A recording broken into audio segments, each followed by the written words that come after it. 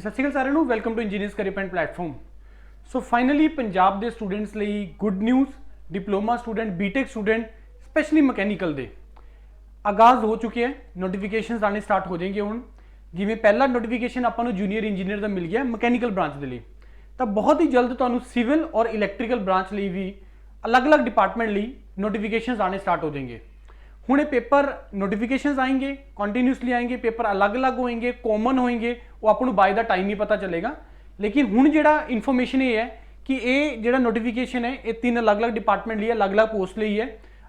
अच्छा उस तो बाद इस दे विच सिविल की 1 वैकेंसी है तो मकैनिकल की 13 वैकेंसीज हैं। मकैनिकल की नॉर्मली वैकेंसीज आती नहीं है किसी भी मतलब इन्ने ज़्यादा वैकेंसीज नहीं मिलती तुहानूं स्टेट के अंदर, लेकिन ठीक है 13 वैकेंसीज हैं, घट है वध है एक अलग मैटर है, लेकिन तुहानूं मोटिवेट होकर जिहड़ा है हुण इसकी तैयारी करनी चाहिए है।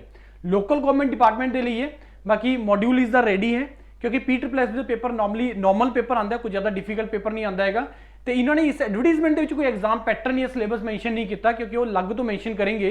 तो मेरे ख्याल जो 80+40 वाला ही अपना पैटर्न रखेंगे कि 80 क्वेश्चन टैक्नीकल तो 40 क्वेश्चन नॉन टैक्नीकल।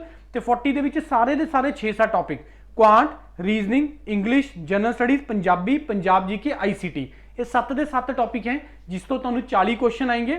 तो वो सारी चीज़ां बड़े डिटेल दे विच अच्छे तरीके नाल कवर हुई हुई हैं। तो तुसीं जाके वैबसाइट पर जाके उसको डायरैक्टली ज्वाइन कर सकते हो, लिंक इस वीडियो की डिस्क्रिप्शन च दिया हुआ है, या गूगल फॉर्म फिल कर दो, उत्थे तो भी तुसीं अपना एग्जीक्यूटिव नाल अपना क्वेरी ले सकते हो। तो एडवर्टाइजमेंट देखते क्या है, एडवर्टाइजमेंट है PSSB वालों आया तुहाडा जिहड़ा है फिश डिपार्टमेंट वालों सॉरी मच्छी पालन विभाग वालों तुहानूं जूनीयर इंजीनियर की 1 वैकेंसी है। उस तो बाद तुहाडा लोकल गवर्नमेंट स्थानक सरकार विभाग पंजाब जूनीयर इंजीनियर मकैनिकल की 13 वैकेंसीज हैं। ठीक है जी, हुण इसकी मैं तुहानूं मोटी मोटी इन्फॉर्मेशन दूंगा।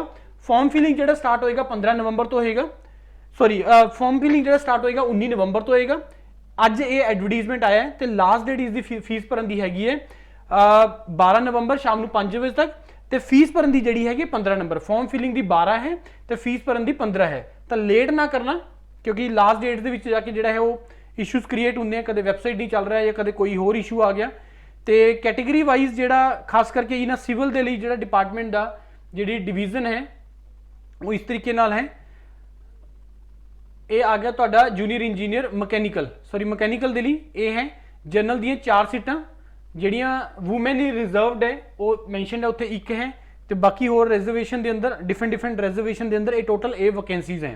ठीक है जी, उस तो बाद जिहड़ा है एक कोड तुहाडी रिजर्वेशन दे आके तुहानूं फॉर्म फिल करन दे विच हैल्प करेंगे। जिहड़ी अगर आपां एलिजिबिलिटी की गल करिए तो 3 साल का डिप्लोमा या higher qualification in the same discipline अगर तुहाडा है JEE दे लई, ये तुहाडी पहले डिपार्टमेंट दी है फिश विभाग के लिए। तो मकैनिकल लिए तुहाडी जिहड़ी है मैकेनिकल का डिप्लोमा या मकैनिकल दे बीटेक अगर तुहाडे कोल हैगी है तो तुसीं इस दे लई एलीजिबल हो। उस तो बाद जिहड़ा आ गया तुहाडा मकैनिकल का क्राइटेरिया। उस तो बाद जिहड़ी होर कॉमन कंडीशनस हैं फॉर्म फिलिंग सॉरी इस दे विच जिहड़ा एज क्राइटेरिया है 18 तो लेके 37 मैक्सीमम है जनरल कैटेगरी ली। बाकी रिजर्वेशन जिहड़ी हुंदी है OBC लई 3 साल की, SC ST लई तुहाडी 5 साल की, एक्स सर्विसमैन लई, PWBD लई वो सारी SH है। पे स्केल वही अपना 7 पे कमीशन के हिसाब नाल 35,400 का पे कमीशन है। मच्छी पालन विभाग का या होए चाहे कोई भी हो डिपार्टमेंट हो सारे सेम लैवल के हैं, सारी की सारी पोस्टां। फॉर्म फिल की जी चार्जिज है वो इन्ने 1500 रुपये तुहाडे जिहड़ी है जनरल कैटेगरी वगैरह ली है, रिजर्व लई तुहाडा 750 है, तो एक्स सर्विसमैन EWS वगैरह लई तुहाडियां हैगियां 500 रुपये। तो यह है सारा का सारा। बाकी इसनूं एक बार सारिਆਂ गो थ्रू कर लेना इस एडवर्टाइजमेंट नूं, मैनूं यही इंपॉर्टेंट पॉइंट लगे सीगे।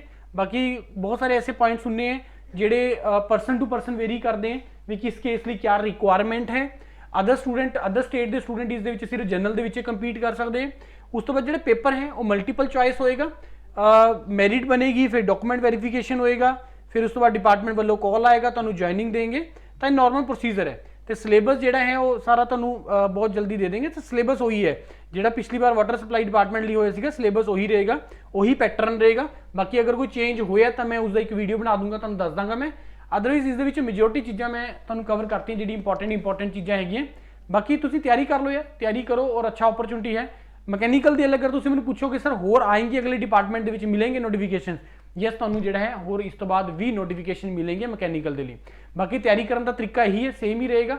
एक बार सारा कवर कर लो, सारे सब्जेक्ट्स गो थ्रू करने हैं, प्रोडक्शन वगैरह, थर्मल वगैरह, इंडस्ट्रियल वगैरह, उस तो बाद heat transfer, strength of material, fluid mechanics, material science एक बड़ा अच्छा इंपॉर्टेंट रोल प्ले करता है किसी भी एग्जाम ਦੇ ਵਿੱਚ, ਖਾਸ ਕਰਕੇ ਇਹ JEE ਵਗੈਰਾ एग्जाम ਦੇ ਅੰਦਰ, ਰਾਈਟ। ਬਾਕੀ ਨॉन ਟੈਕਨੀਕਲ ਵੀ ਆਪਾਂ ਨੇ ਸਾਫ ਕਰਨਾ, ਸਿਲੇਬਸ ਤਾਂ ਆਪਾਂ ਨੂੰ ਸਾਰਾ ਹੀ ਕਵਰ ਕਰਨਾ ਪੈਣਾ ਹੈ ਕਿਉਂਕਿ ਵੈਕੈਂਸੀ ਘੱਟ ਹੈ, ਪੇਪਰ ਨਾਰਮਲ ਆਂਦਾ ਹੈ ਤਾਂ ਕਟ ਆਫ ਹਾਇਰ ਸਾਈਡ ਤੇ ਜਾਏਗੀ। ਤਾਂ ਇਹ ਬੜਾ ਸਿੰਪਲ ਦਾ ਪ੍ਰੋਸੀਜਰ ਹੈ, ਤਾਂ ਇੱਕ ਕਰੋ ਇਸ ਨੂੰ ਕਵਰ। ਬਾਕੀ ਕੋਈ ਡਾਊਟ ਹੋਏਗਾ, ਕੋਈ ਹੋਰ ਕੁਐਰੀ ਹੋਏਗੀ, ਆਪਾਂ ਉਸ ਨੂੰ ਕਵਰ ਕਰ ਲੈਂਗੇ, ਤੁਸੀਂ ਮੈਨੂੰ ਕਾਲ ਕਰ ਲਓ। ਬਾਕੀ ਜਿਹੜਾ ਇਸਦਾ ਪਿਛਲਾ ਪੇਪਰ ਹੋ ਕੇ ਹਟਿਆ ਹੁਣੀ ਪਿੱਛੇ ਜੇ ਨੂੰ, ਉਸ ਦਾ ਮੈਂ ਤੁਹਾਨੂੰ ਡਿਟੇਲ ਸੋਲੂਸ਼ਨ ਵੀ ਪ੍ਰੋਵਾਈਡ ਕਰ ਦਾਂਗਾ, ਤਾਂ ਸਾਰੀ ਚੀਜ਼ਾਂ ਹੋ ਜਾਣਗੀਆਂ, ਰਾਈਟ। ਬਾਕੀ ਹੋਰ ਕੋਈ ਕੁਐਰੀ ਹੈ ਤੁਸੀਂ ਮੈਨੂੰ ਕਾਲ ਕਰ ਸਕਦੇ ਹੋ। Thank you and all the best to all of you.